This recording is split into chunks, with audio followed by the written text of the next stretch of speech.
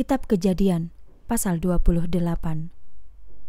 Kemudian Ishak memanggil Yakub, memberkatinya dan memerintahkannya, "Kamu tidak boleh mengambil istri dari antara anak perempuan Kanaan.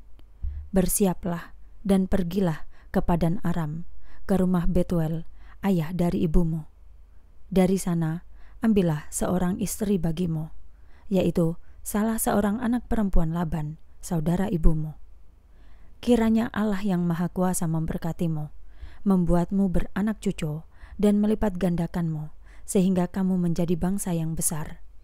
Kiranya Dia memberikan berkat Abraham kepadamu dan kepada keturunanmu, supaya kamu dapat memiliki tanah yang kau tinggali sementara ini, yang diberikan Allah kepada Abraham." Kemudian Ishak melepas kepergian Yakub, dan dia berangkat ke Padan Aram, kepada Laban, anak Betuel orang Aram itu, yang adalah saudara Ribka, ibu Yakub dan Esau. Esau melihat bahwa Ishak telah memberkati Yakub dan menyuruhnya pergi ke Padan Aram untuk mengambil seorang istri dari sana, dan bahwa ketika dia memberkati Yakub, dia memberi perintah kepadanya. Katanya, "Kamu tidak boleh mengambil istri dari antara anak perempuan Kanaan." Dan bahwa Yakub menaati ayahnya dan ibunya, lalu pergi ke Padan Aram. Dengan demikian, Esau menyadari bahwa perempuan-perempuan Kanaan itu tidak disukai oleh Ishak ayahnya. Karena itu, pergilah Esau kepada Ismael dan mengambil Mahalat sebagai istrinya di samping istri-istrinya yang lain. Mahalat adalah adik perempuan Nebayot, anak Ismael, anak Abraham. Mimpi Yakub di Betel. Yakub pergi dari Beersheba dan berangkat ke Haran. Lalu dia tiba di suatu tempat dan dia bermalam di sana, sebab matahari telah terbenam. Yakub mengambil sebongkah batu dari tempat itu dan menjadikannya bantal, lalu berbaringlah dia di tempat itu untuk tidur. Kemudian dia bermimpi, dan lihatlah sebuah tangga didirikan di atas bumi yang ujungnya sampai ke langit. Lihatlah para malaikat Allah turun naik melaluinya.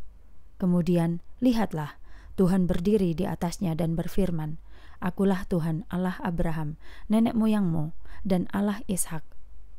Tanah tempatmu berbaring ini akan kuberikan kepadamu dan kepada keturunanmu.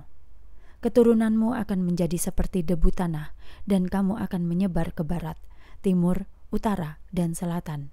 Melaluimu dan melalui keturunanmu, semua kaum di bumi akan diberkati. Lihatlah, aku menyertaimu dan akan menjagamu kemanapun kamu pergi, dan akan membawamu kembali ke tanah ini.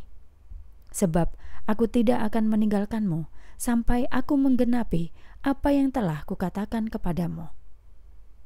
Kemudian Yakub terbangun dari tidurnya, dan dia berkata, "Sesungguhnya Tuhan ada di tempat ini, tetapi aku tidak mengetahuinya."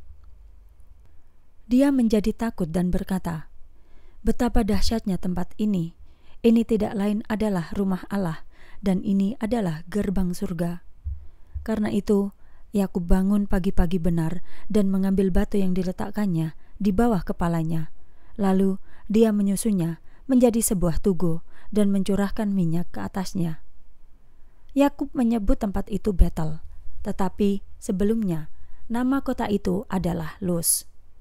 Kemudian Yakub bersumpah, katanya, "Jika Allah akan menyertaiku dan akan menjagaku dalam perjalanan yang kutempuh ini, dan jika Dia memberiku roti untuk dimakan dan pakaian untuk dikenakan, sampai aku kembali lagi ke rumah ayahku dengan selamat, Tuhan akan menjadi Allahku.